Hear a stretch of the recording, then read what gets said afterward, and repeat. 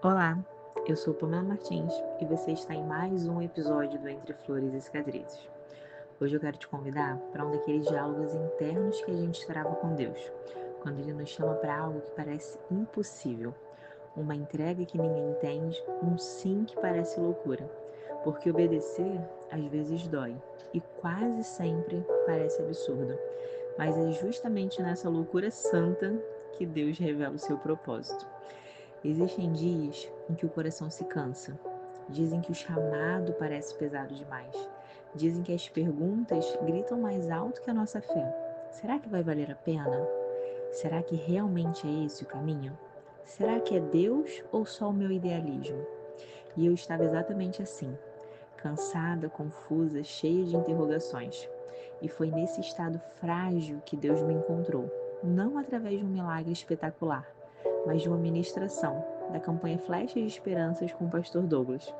E foi ali, naquele ambiente de adoração, que o céu pareceu respirar dentro de mim de novo. Deus me falou como um pai, com ternura, firmeza e direção. Ele me lembrou que ele nunca me pediu perfeição, ele me pediu obediência. E que obedecer, ainda que pareça loucura, é um dos maiores atos de amor que podemos oferecer a Ele. A palavra da noite era Isaías 6, do 1 ao 9, e falava sobre uma vida com propósito. O pastor disse algo que incendiou tudo dentro de mim. As 3 atitudes essenciais para viver um propósito são renúncia, aceitação do chamado e obediência. E quando ele disse isso, tudo se alinhou, porque não dá para você aceitar o chamado sem abandonar os seus pecados. O primeiro chamado de Deus nunca vai ser vá, ele sempre será abandona. Abandona o orgulho, abandona a teimosia, abandona o lugar onde você se esconde, abandona o que está matando a sua fé aos poucos. E antes de falar de graça, nós precisamos viver essa graça. Antes de anunciar o amor, precisamos deixar que esse amor nos transforme. E o pecado, ele precisa nos incomodar. Não dá para pecar e continuar pecando como se isso fosse normal. E foi ali que eu percebi.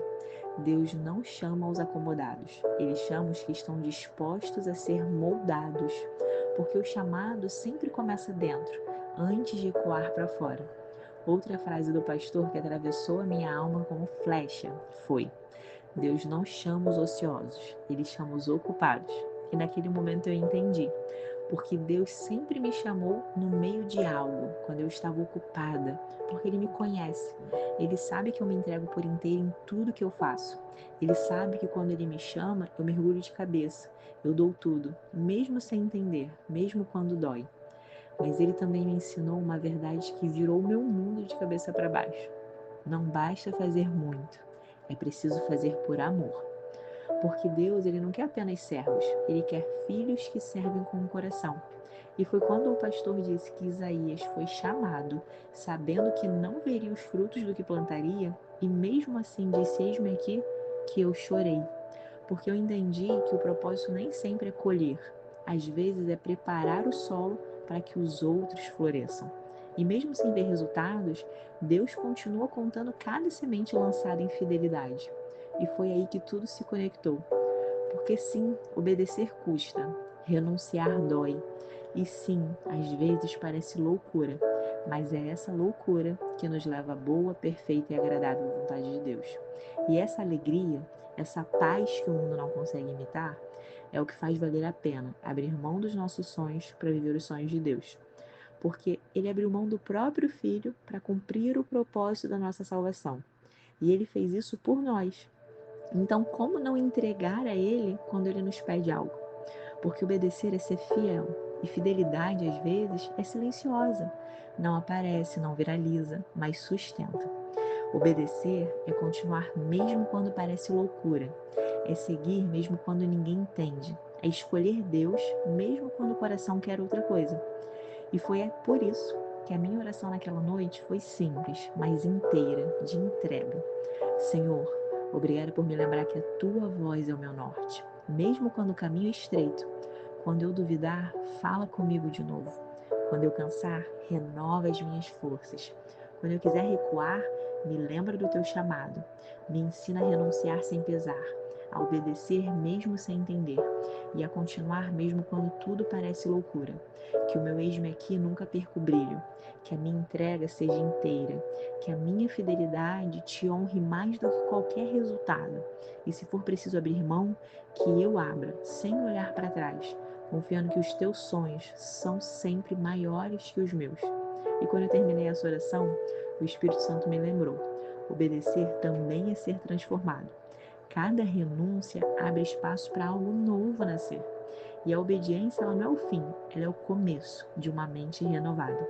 E como diz a palavra, lá em Romanos 12:2, transformai-vos pela renovação do vosso entendimento, para que experimenteis qual seja a boa, agradável e perfeita vontade de Deus. E para finalizar, obrigada por estar aqui comigo, por dedicar esse tempo para abrir o coração e caminhar nesse terreno santo chamado obediência. Obrigada por deixar que a minha história converse com a sua, por reconhecer junto comigo que obedecer também é amar, mesmo quando parece loucura. Obrigado também por permanecer firme, mesmo quando o chamado dói, mesmo quando a renúncia pesa, mesmo quando ninguém entende o que Deus está construindo dentro de você. Então, se esse episódio falou com você, compartilha com alguém que também está tentando dizer eis-me aqui no meio das suas inseguranças.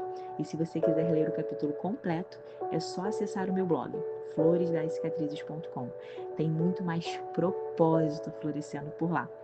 Que Deus te abençoe e nós nos vemos no próximo episódio.